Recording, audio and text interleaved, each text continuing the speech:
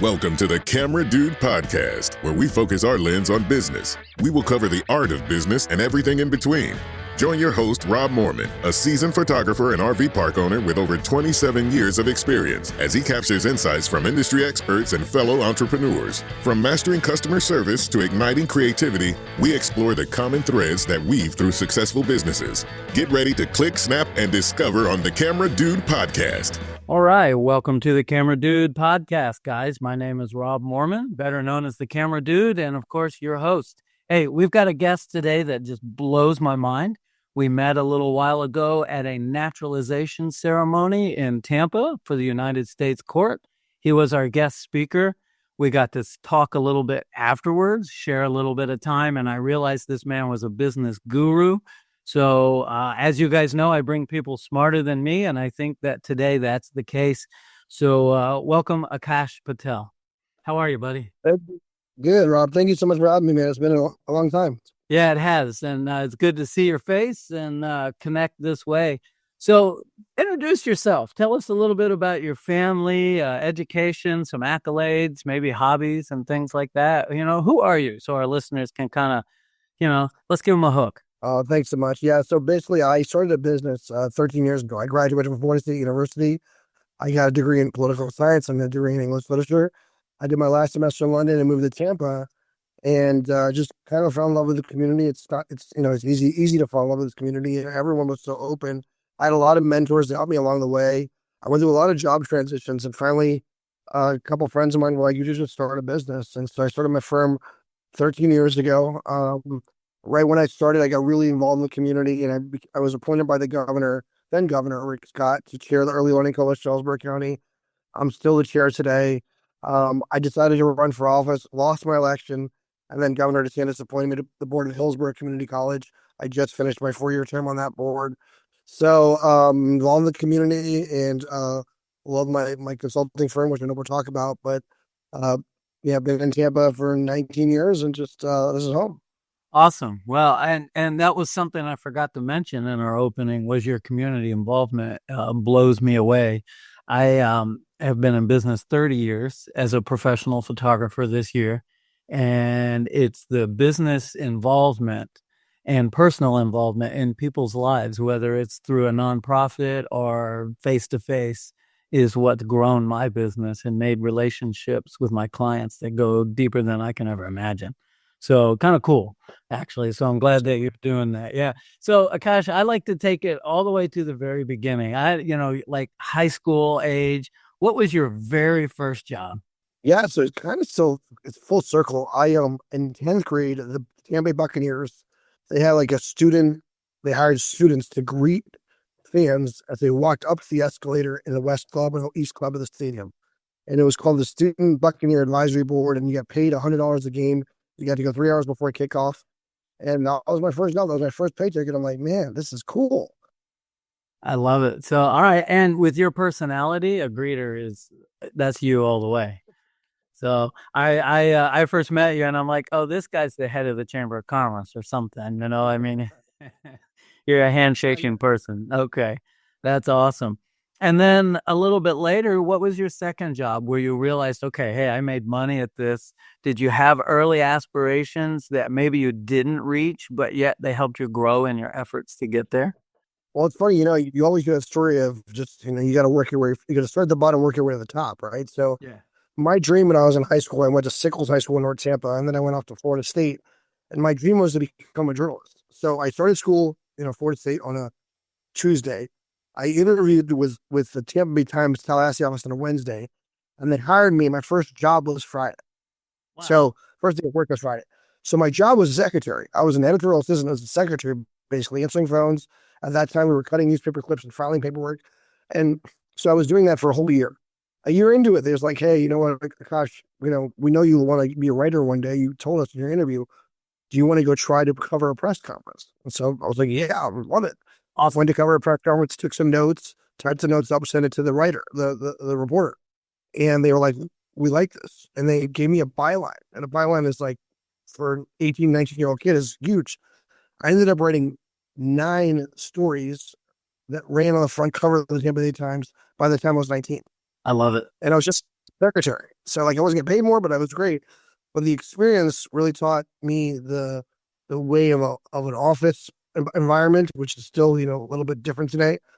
But it taught me that, you just got to keep pushing and in a subtle way. And basically, I got that dream job, and I decided a little later on that journalism wasn't for me, but at least I had the experience at a young age to go for it. And I love your motivation. So it sounds like you probably came out motivated from day one, from birth, because I see you and you're constantly on the move. And I think that that's a personality trait.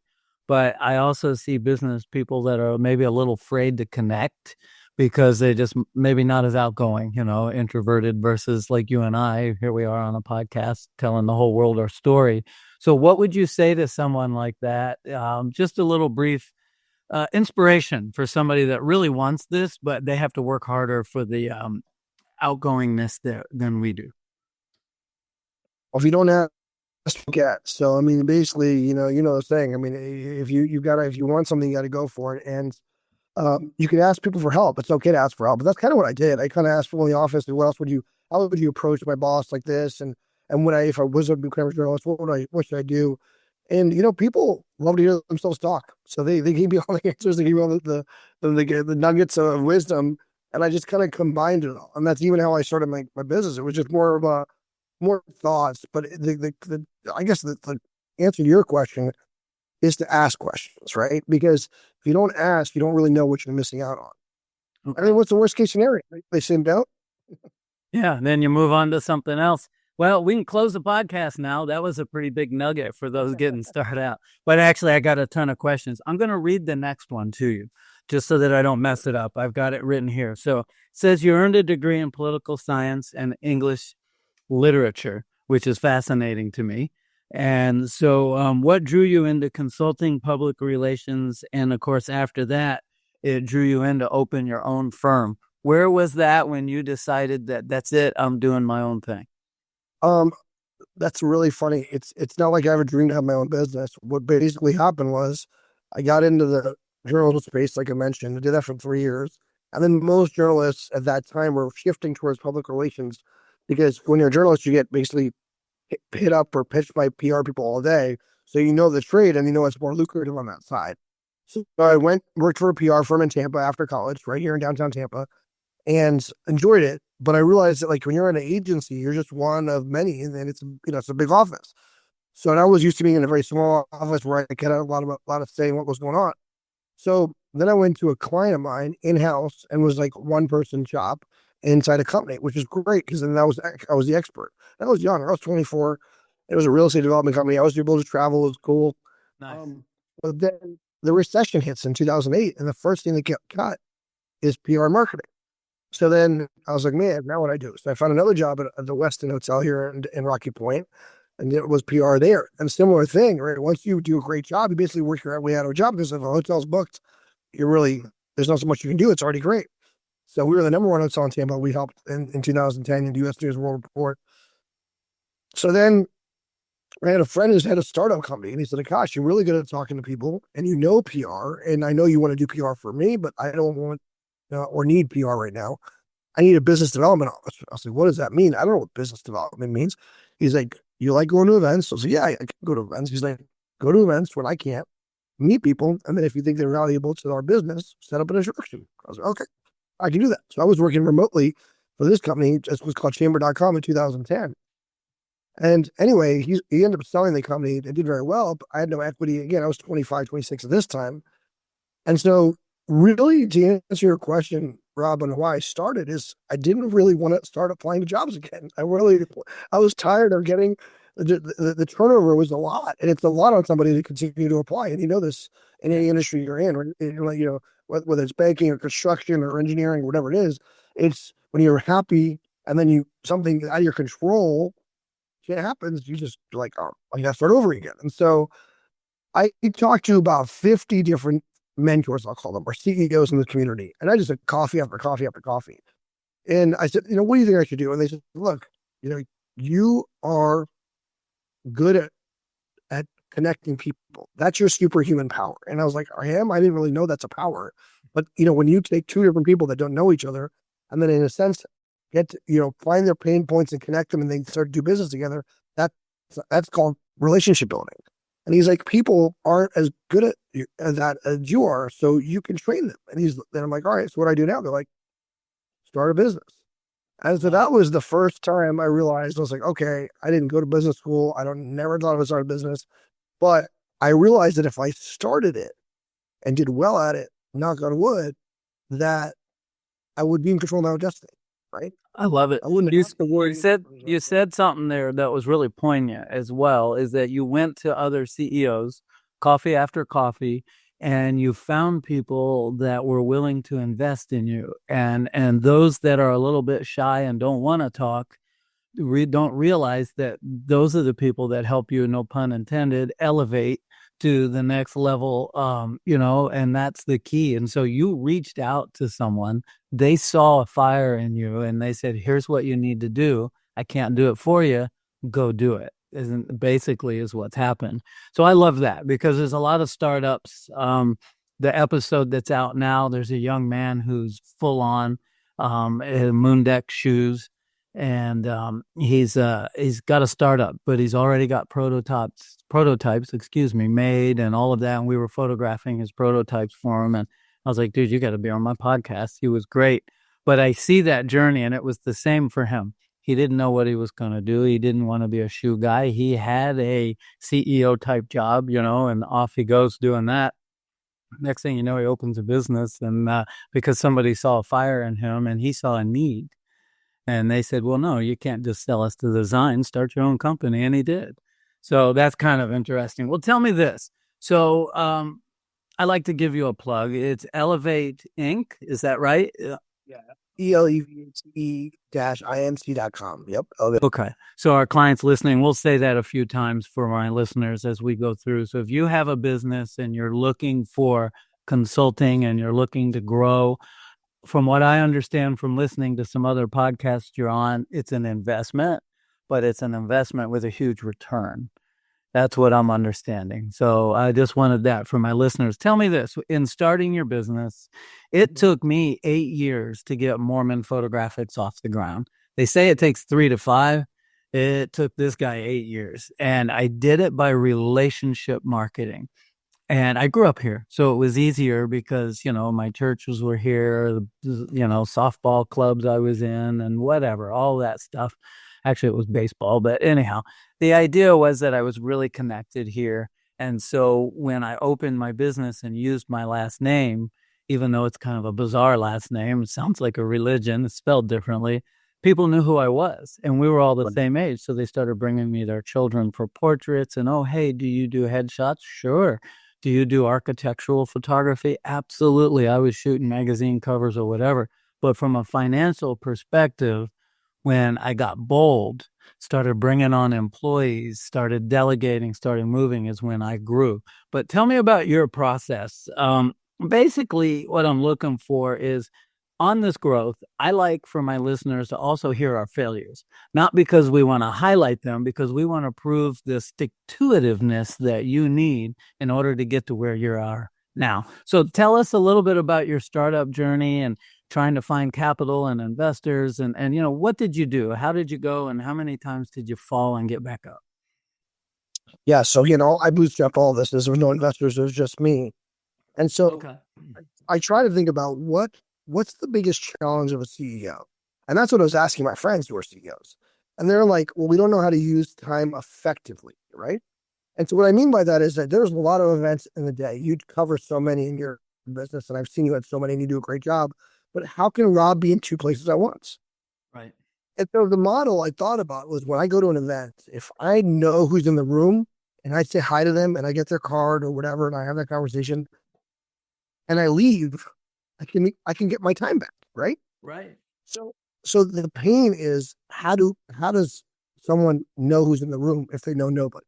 Well, that's why you pay me, right? That's my connectivity. That's why you hire Elevate. So basically, Rob, when I started, when you talked about how long it takes to become profitable, it took me 3 years.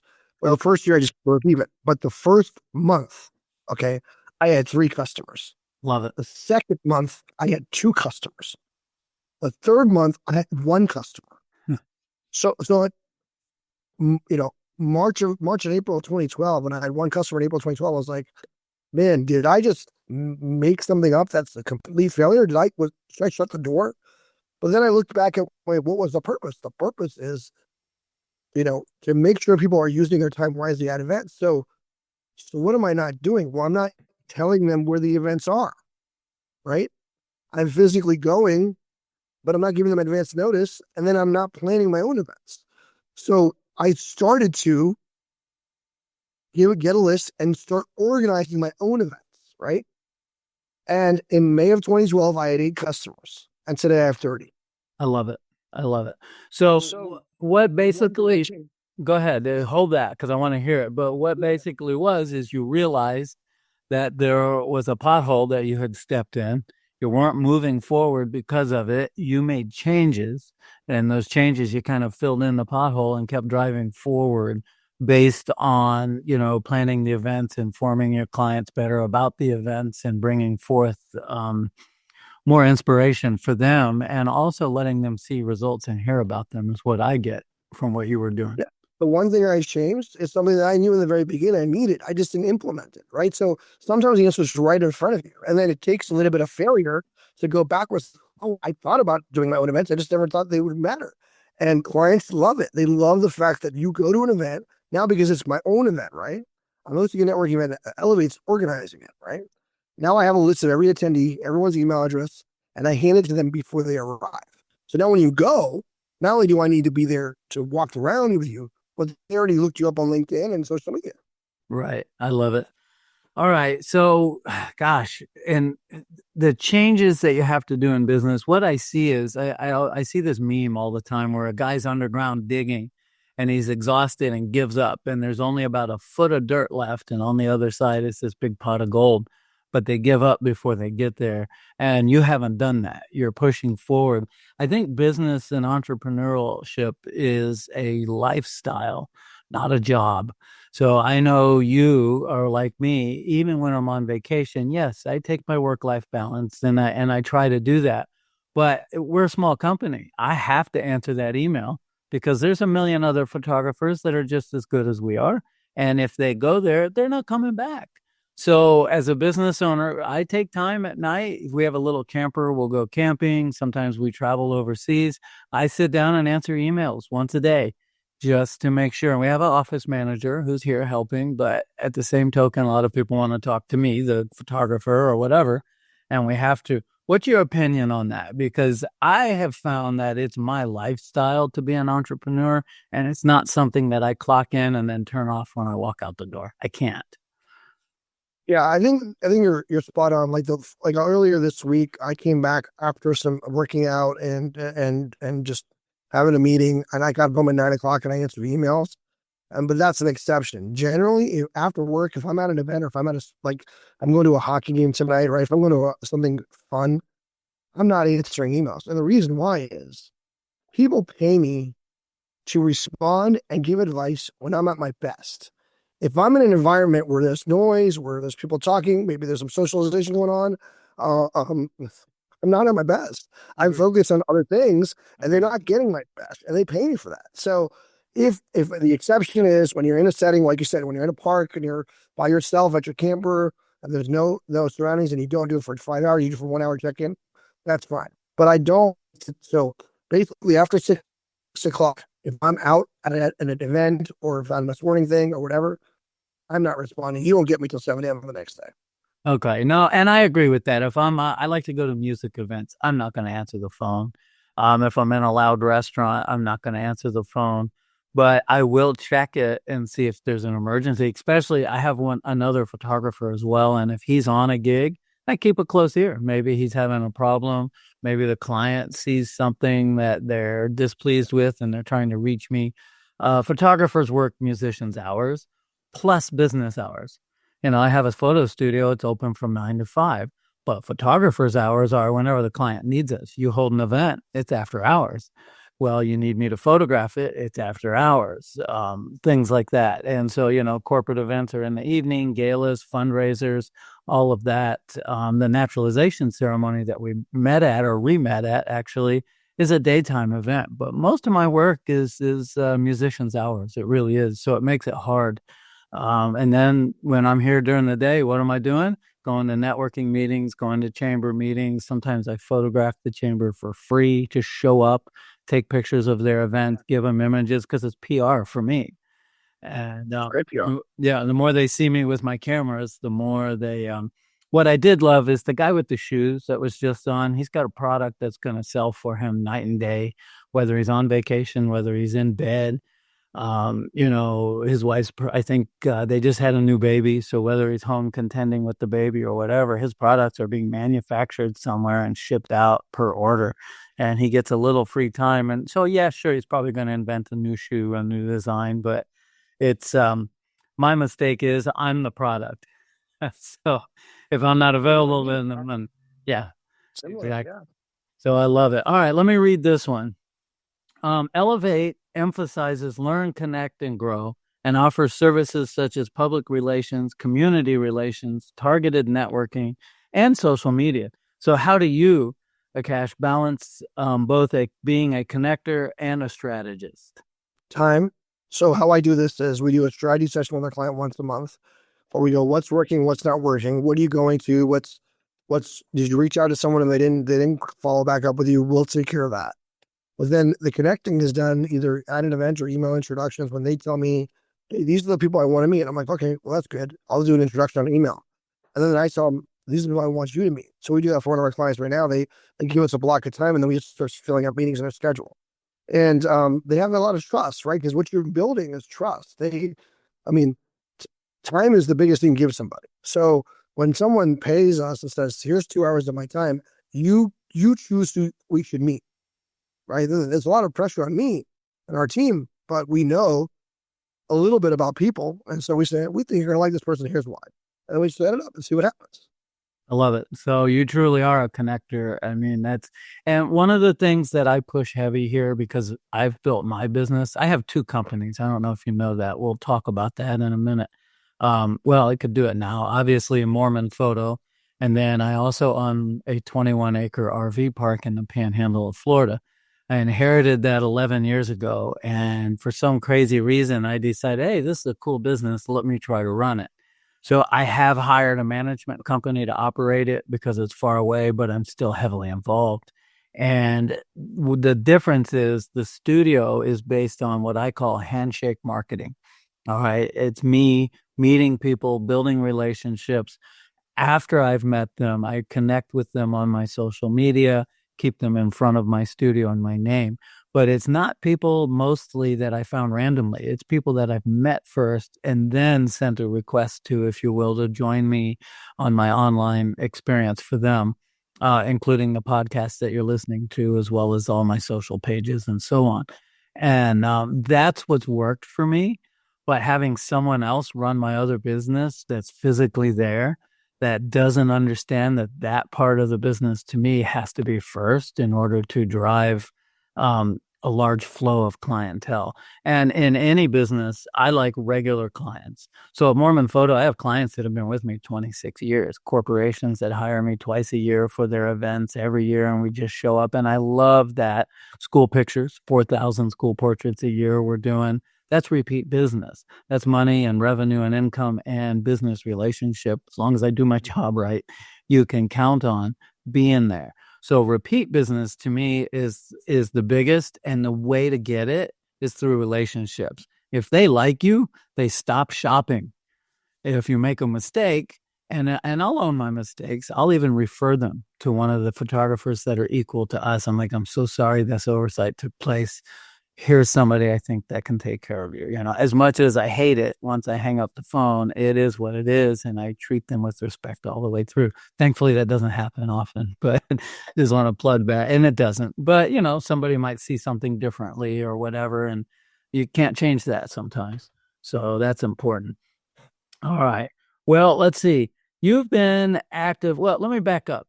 Tell me something. Let my listeners hear a success story with a client. So you found a client, they were down and out or starting, and who is it? If you can mention them here, feel free to, and give them a plug as well. But who have you turned around that you're the most proud of? Oh, there's so many that we've helped over the 13 years and 250 companies we've helped. But, I will say this. I mean, I'm very fortunate to get into a lot of different industries, because what we're doing, it doesn't matter the industry. We're being an individual, but it might be a CEO of a publicly traded company, or a politician, or a dean of a college. And so, funny enough, I can give you a success story on how I got a client. I can say that much at least. LinkedIn is a great social media tool. We just talked about it.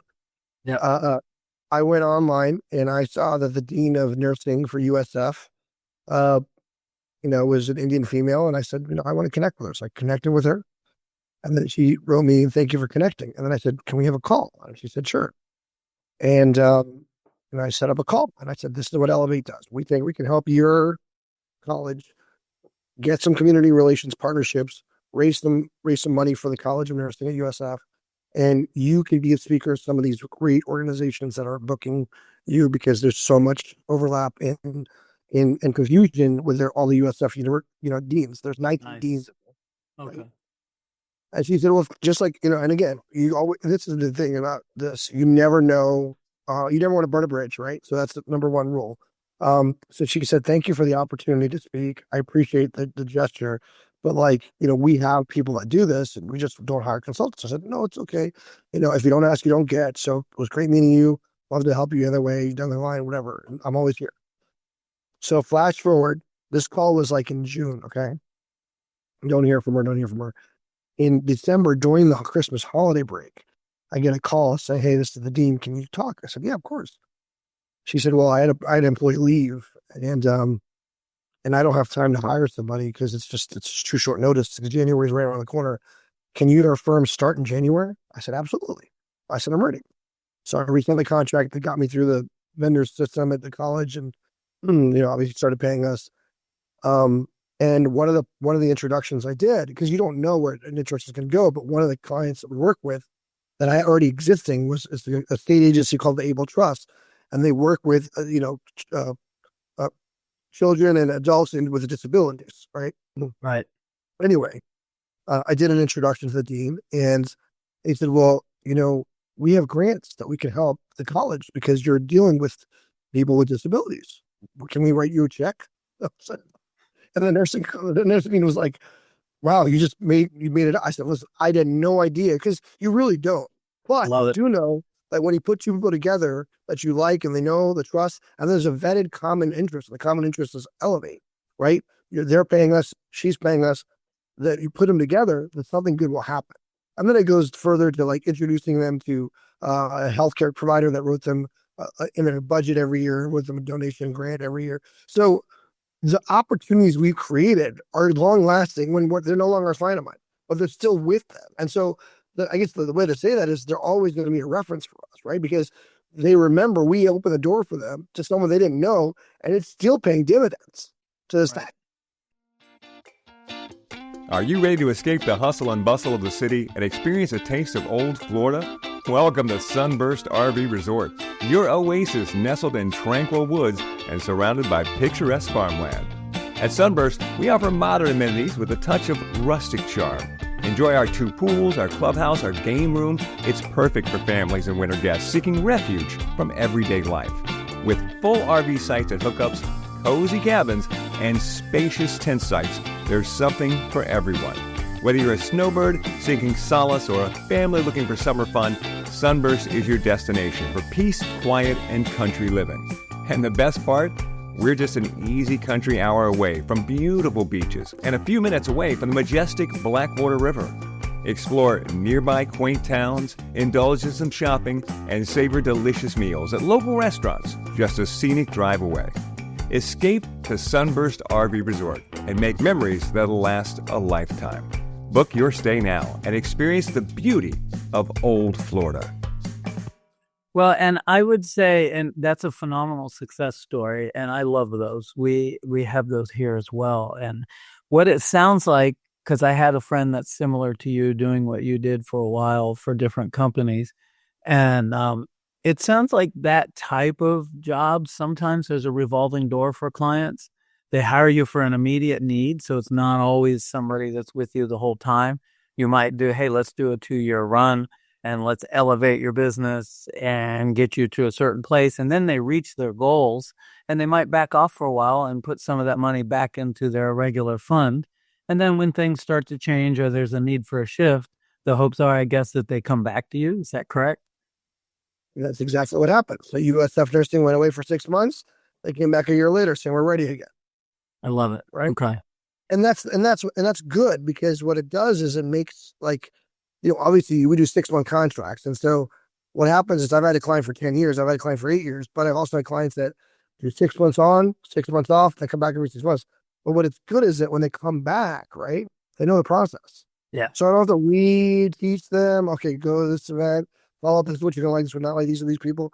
And and then what happens is also sometimes we connect them in the first round and they take 6 months off without reconnecting them, but that person is now ready and can do something for them the second round because they made more money or they've had more contacts or they met some people, right? And so all this is, what I tell people, all this, what we're really doing is how to use your time wisely. Okay. Makes sense. And I struggle with that. 2 businesses. It's hard. I've talked about this on my podcast before. I have ADHD. I just do. I was born with it, 59 years old, still have. Yeah, you're right. Especially outgoing people. So it's hard for me to focus. And my desktop on my computer has a million things going at once and everybody wants to clean it off. And I'm like, don't touch it. If you touch it, it won't get done. That's just kind of how I have to roll. I'm visual. I have to see it, hence being a photographer, right? So running the RV park was a change for me and a struggle. And I have to focus a little harder on being more oriented around the day-to-day operations of that place and guest relations, which personality-wise I have no problem with. It's pushing that to other people and having them be me. That's not a question here, and we've touched on it, but only brief. What do you do? So if I could grow as a photo studio and in an RV park. So I have a management company. They hire a GM. There's a whole downline thing and all of this. But how do I make the people I'm working with be me, care like I do, show up like I do? And for me, quality and service is 1,000% of what we do. If there's an issue, fix it before they see it, all of that. What are your recommendations to my listeners and to me, for that matter, as to how do you duplicate yourself and carry on? Because you hear people say, I don't want to grow. We're going to lose the quality that we have in whatever it is they're due. And that's the same at the studio. When I show up, man, I'm ready to do a job and I have backup equipment and prepared and batteries are charged. And if I have to be there at 9, I'm there at 8 o'clock in the morning, setting up, testing, getting ready. I'm not even paid for that, but it's because I want to provide a service for them that they're going to call me back for. So how do you duplicate that? What is the mystery there? Because it's hard. It's repetition, but it's also having a conversation with your teams. So our team, we meet in person for a staff meeting every Monday. We talk through every customer and every type of scenario and every issue we've had. I also am very transparent of what we are. I mean, everyone pays the same in our business. And so everyone knows how much everyone's making, right? So that's another thing. And I do that because, again, we have to trust in your team, and the more you trust them, the better they're going to be with the customers. And then they see how I interact. And so basically I want them, my team members, at every meeting with me, so they see what I'm saying to them. So that if I'm not around and the client calls them, they can answer the question the way I would. I agree with you on that. That's awesome. And communication, it sounds like, is key. And then education by them watching you. Yes. And to be honest, like if we're going to get the same questions all the time. Like the number one question is like, what do I do if they don't, and so we just got to basically write down the standardized canned answer. Okay. So you have a little bit of a standard SOP, basically. Yeah. And that's cool. Yeah. And we do that too. I'm doing it for 2 businesses. And I've been at the photo studio so long that I forget to convey what we do to maybe our office manager or whatever, because we've been doing it so long and we know the processes in place to the magazine we work with, we book it this way because, and that one. And to get all that knowledge over to someone else is, I would have an SOP, I think, that's living and breathing and changing weekly as clients change, added or go away and all of that, because each client gets custom service. And so to convey that is crazy. You had mentioned 2008 earlier. We almost went out of business. That was our struggle. I was an architectural photographer and a wedding and corporate event and family portraits. We've always done, just because I love people.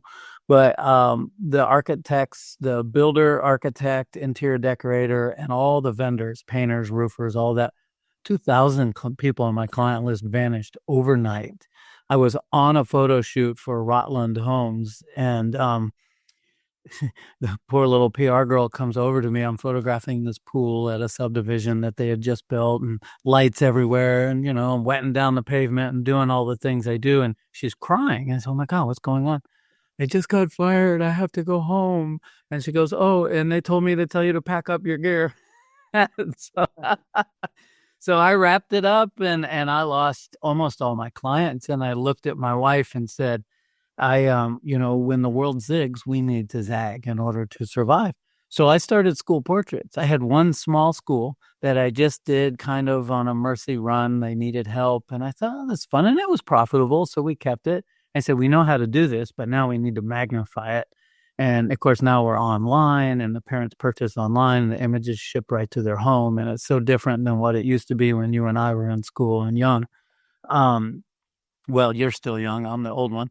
But that was the plan. And so we had to zig. Have you had anything like that in your tenure of business, if you will, where the whole world has changed? I mean, COVID, obviously. And what have you done to kind of keep the ball rolling? Yeah, so it's very, very similar, except me, when I started the business, I said, okay, my targets are going to be CEOs, because I know they're the decision makers.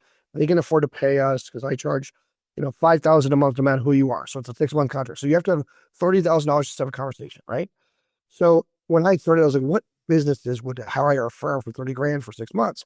And it's generally, like I said, it's going to be more like corporations. It's going to be colleges, because they have a budget for these things. But I never, ever thought about not-for-profits, right? Just because the share of not-for-profits, they're very frugal in a lot of senses. But the pandemic hits. And if you remember, there were no events. So if you're a charity and you were depending on a golf tournament or a gala or a bowling tournament or a what do you call it? A play shoot fundraiser, right? So all your fundraisers for these charities would go away. Yeah. Which meant they had to let go of their events folks, right? And they had to let go of their development folks, the people raising money, because if there's no events where they can meet people to raise money, then they're not raising money. So right. The CEOs of nonprofits still had to be relevant. They had to cut their staff, and we all know why. So I got messages from friends of mine saying, hey, you know what? You should reach out to Boys and Girls Clubs. I'm like, Boys and Girls Clubs? Why? They're like, because they let go of a bunch of people, and the CEO needs to be relevant. You should reach out to Big Brothers, Big Sisters. I'm like, really? Like, they're big charities, right? They're big nonprofits. Shriners Hospitals, International's headquarters. You should reach out to them. Been there. Sure. So I did. I reached out to all three of them. All three of them hired me at that time. Cool. Shriners and Boys and Girls Club is still a client today. And my point on that is I realized the same thing that I was telling people is, if you don't ask, you don't get. I wasn't doing it all around, because I was just focused on the things that I thought, okay, would pay. But so I guess the zig zag is consultants generally don't go after the nonprofit world in general because of what I mentioned. So then I was like, well, once the pandemic opened up, I was like, I'm going to make this, I'm going to go after a lot of them. So I made it a habit. I went with Tammy Zambar, Lutheran Service, Family Services, or sorry, Lutheran Services, Florida. Right. Familiar with that. Center. So along, and that's where we see, I think I saw you in an Orlando Health event. We just did a proposal for them. Yep. So my point in telling you all this is that, we kind of did zig and zag, because I zagged towards non-profits, and it's now a third of my business. I love that. Well, the nonprofit world is big for us. And we had the same problem. We specialize in photographing events. Well, I don't know, several $100,000 of events just vanished. They all went away. And so what I did was I approached a friend of mine and I called her. She runs a nonprofit, Ronald McDonald House Charities of Tampa Bay. And they needed to go and hold their gala, but do it online live. And I said, well, I don't have the technology to do that, but I know who does. Let me pull all this together. So I went to this person and he had everything needed for that, high speed, and we rented a space. It was basically the lobby of his office where his space was. And we set up an entire event with online bidding and auction and all of that. And I ended up being the audio guy. I used to do that at a church. And I said, look, put me on audio. You do the rest. Let's take care of my clients. And then when the world came back, I know that I'd still be there for them because I was involved the whole time. So that worked out really well for us. And we started jumping. And if it wasn't for Orlando Health, I've been with Bayfront over 19 years now, which is, a long time. And when they got purchased by Orlando Health, I didn't know. I get this call from Bayfront Medical that says, hey, I was referred to you. And I said, referred to me? I'm already with you. What do you need? And, oh, okay, great. And so I was just lucky on that one that, someone else referred the same studio that had been involved. But right in the middle of COVID, they called me and needed headshots. And they wanted me to go in the hospital with all those sick people and take headshots. I did it. I said, but I'm not going past the front entrance where the meeting rooms are. I wasn't a panic over it, but I'm also not going to walk into the heat of all of that, And we set up and did, I don't know what it was, 200 headshots in a day for them. And then ever since then, they've been sending us on average 3 to 4 doctors a week, new hires that come to the studio. And that's been going on a long time. And we photograph events for them, which is the event I saw you at. As well. So that was kind of cool to do that. Well, let's move on just a little bit and then we can go there. I'm looking at time. So what type of legacy? You have a long time to go yet. Me, I'm thinking about my business legacy now and who to hand it to. I'm not done yet, but at the same token, I can see that door at the end of the tunnel all of a sudden. I'm 59 years old. So where am I going to be and what is Moorman Photographics going to look like and all of that? So what legacy are you looking to leave with Elevate? And, how are you going to leave it? Who you're going to leave it to? And, almost an exit strategy, but not in a negative sense. One that what you've built carries on and continues. Have you thought that far? I think it's more of a personal kind of goal. Is I want to make this community a better place. And that's why I volunteer on boards, and I chair the Early Learning Coalition, which is our youngest learners, to make sure kids are kindergarten ready. Every child should have a quality access to education, regardless of where they're born. And so that's really been my focus of my personal mission. And then with our Elevate, with our business, right? Even on the community college board that I was on the HCC board, we support so many charities and so many organizations.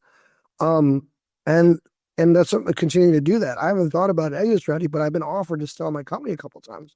Other firms have tried to buy us, and I said, "Well, what do you want to do?" They said, "Well, we want you. So you're gonna have to let go of your staff." I said, "That's not happening." I said, "One of my team members has been with me 12 years. I'm not doing that." Yeah. So I think down the line, I'll look at where I can, maybe exit into a merge with another firm because that's really what people do. But to answer your question, I mean, on the business side, it's cut and dry. When they're working with us, we make a difference, right? Yeah. It's on the personal side. Can I teach my team members to volunteer? Can I teach their clients to volunteer? And in mentorship, that's another one. We're sponsoring a young professional event coming up here with the South Tampa Chamber that we created and kind of partnered with them on. We sponsored it. And we're getting 21 local CEOs, and we've got 25 or 27 people registered on our young professionals, and they're just looking for mentors. So we're going to have the mentor or the CEO sit at the desk, and the kids, the students, or not students, they're young professionals, they're going to just rotate, kind of like speed networking.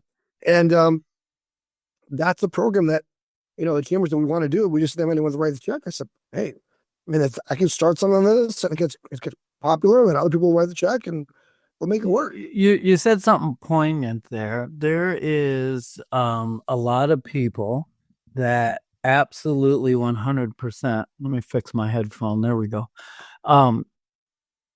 That getting connected like that, I started working with all those associations and organizations in order to make money and network.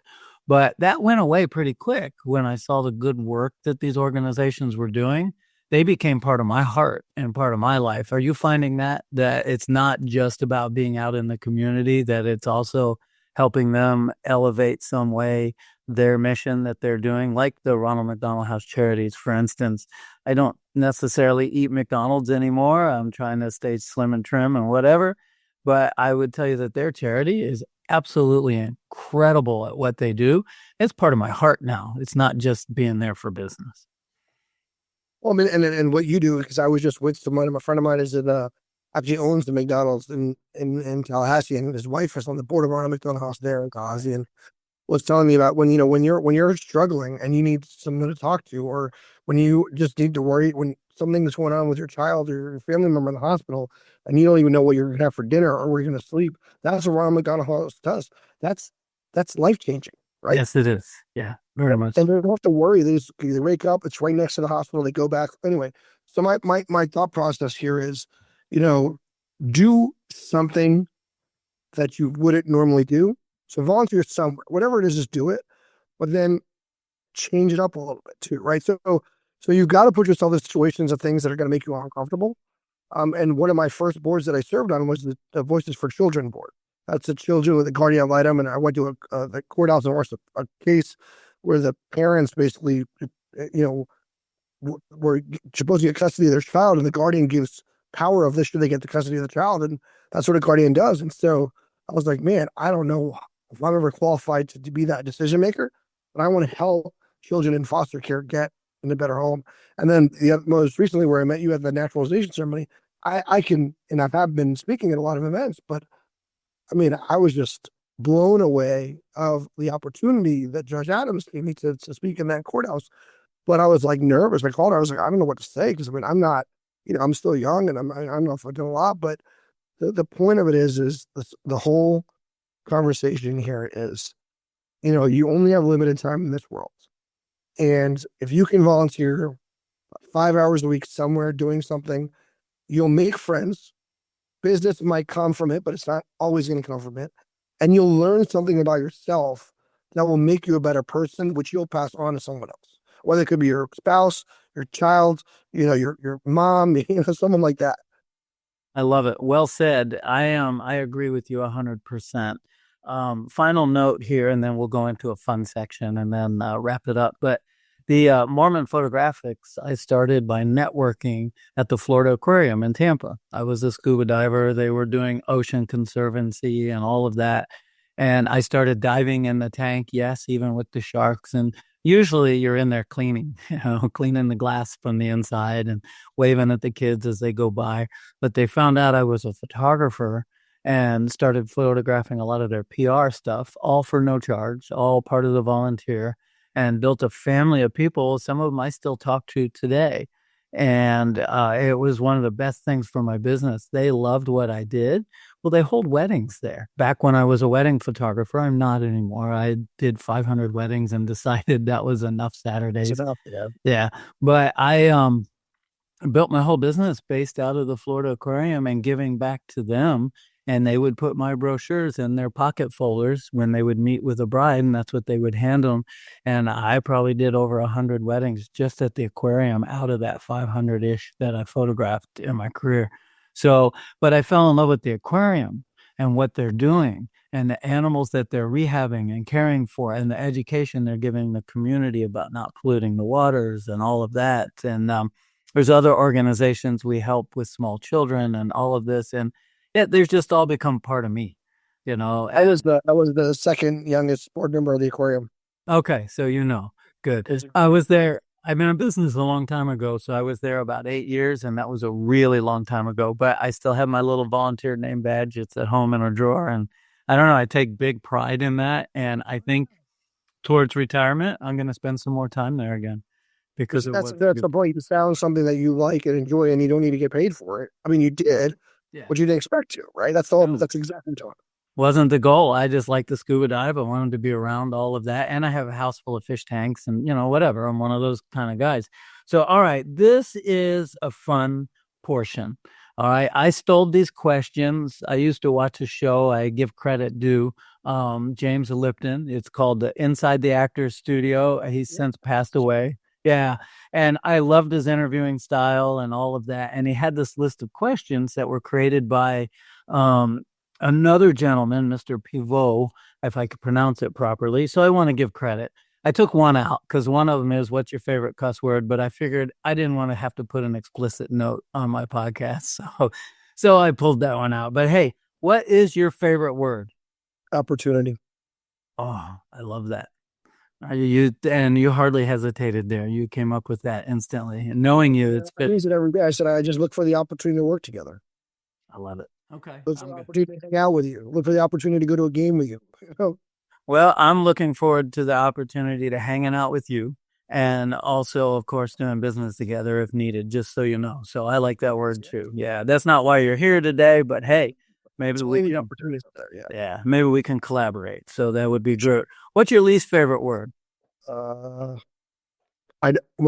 not a. I guess it's a saying. I don't know. Makes sense. Makes sense at all. So if you ask somebody a question and they say, I don't know, I like to answer with uncertain at the moment, but I'll find out and get back to you. I like that best. And then go do my research if I need to. All right. So what turns you on creatively, spiritually, or emotionally?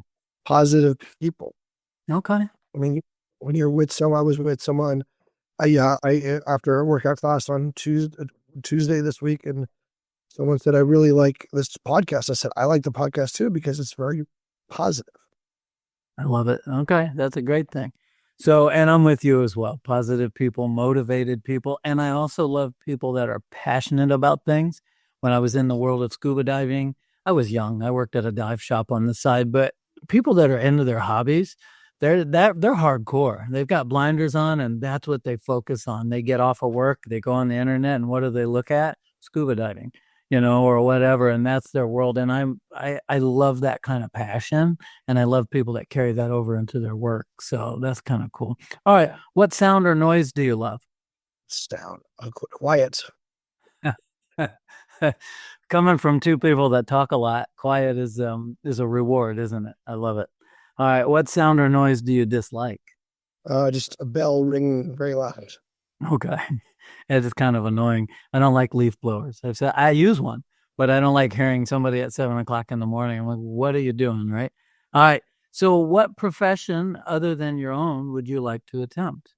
Well, I kind of did that. I was a journalist, right? So I think another one would be, I don't know. I think I'm just happy where I'm at. I mean, I always like going on air as like an anchor or something would be great. But now the world today, it's not I don't even watch the news anymore. We're on social media. So we don't even, used to wake up and like watch the morning talk shows or whatever. I mean, maybe a late night talk show. I still watch late night talk shows. I love Jimmy Fallon. I don't know I'm as funny as these guys, but I think I like to attempting a late night talk show guy.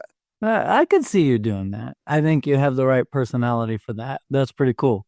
Or maybe you can shake a stick at that and make it part of your resume at some point, Call Jimmy and tell him, hey, go on vacation. Let me fill in for you. Exactly. It'd be daunting, but I would give it a shot. Why not? All right. What profession would you not like to do? It's a good question. I think that one of the toughest professions, and I've worked around it with hospitality clients, but just being in the hospitality world right now is very tough. Wages, employment issues, HR issues, people who don't take their job, just all sorts of things that are going on in hospitality. And we represent Columbia restaurants and a lot of other hospitality businesses. And I hear the stories. I'm like, to be in this position of power, I'm like, this is tough. The RV park industry obviously is also hospitality, at least the park owner part of it. And it is hard to find someone that's going to get passionate and want to impress the boss and move up and be a part of it. And, we're doing pretty good right now, but we sure have been through our struggles over the years. But at the same token, you push through those struggles and there's success at the other side. So that's awesome. Well, listen, two things. We're going to sum it up. Tell my listeners that, what type of company. You've already said it, but let's do it in a summation here. Who are you looking for? How can we, the listener and me, help you in networking? Who's a good referral for you?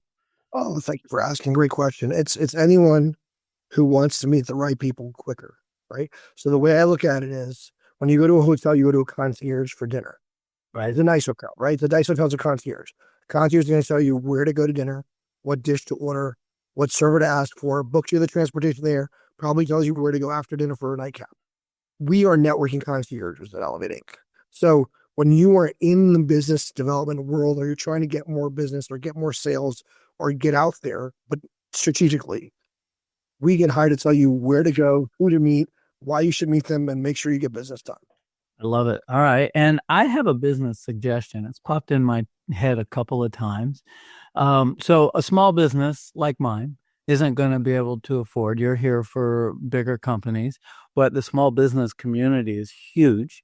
I'm in an organization called Local Shops One, LS1. It's all small. Yeah, wonderful. But I can tell you that maybe you could make it profitable for you and educational for the small business owner by holding some sort of seminar where it's a one-day fee, it's profitable for you, you cover your overhead plus profit, and teach and educate, and maybe connect small businesses with larger businesses. So I mean, every large company you've mentioned all have photographers come in and do headshots, product photography, interior, exterior of their buildings. I could go down the list. That's just one connection. But let's say it's a small restaurant and that company has a monthly employee appreciation day and they get food. That's a connection to the small. So you're connecting small businesses, helping them keep alive. But we would come to you and attend the seminar at a hotel and in some meeting room and get educated on this. I think that would be really cool for you to connect with small businesses, but as a group. Does that make sense? And that way, they're still benefiting from what you're doing. You're benefiting from getting all those contacts for your larger clients at the same token, and everybody's growing at once. So tell everybody that's listening right now how to find you, all your platforms and, phone numbers and emails and whatever it is you want to give out so that they can hunt you down. Well, our website is elevat-inc.com. We can send you a message on X. I'm at PATELTIMES. I'm on Instagram, apatel_TIMES.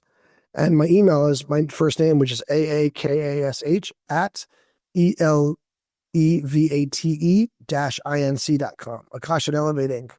Like I said, I'm always around to meet and chat and figure out how we can work together. I love it. Well, Akash, thanks for being here. I'm going to do my closing here, but I'm excited to have you. I think it's another great Camera Dude podcast recording, and I'm happy that you said yes, because I feel like I brought somebody in that's obviously more qualified than myself, and I know you're going to bring a lot of education to our guests, and let's see if we can't find you a few clients on top of that. That's a good thing. All right, guys, thank you for hanging out with us on the Camera Dude podcast. Remember, always reach out to those who have paved the way ahead of you for success. They are a great resource. Until the next one, stay safe, be peaceful, and always look up for directions in life. All right. Thanks for being here, buddy. Thank you so much for having me, Rob. Have a good day. You too. Thanks for tuning in to the Camera Dude Podcast. Don't forget to visit us at cameradudepodcast.com for more episodes and exclusive content. Connect with Rob Moorman on moormanphoto.com to explore his professional photography. And when you're ready to hit the road, make memories at sunburstrvresort.com. Until next time, keep capturing moments and chasing dreams. See you on the next episode of the Camera Dude Podcast.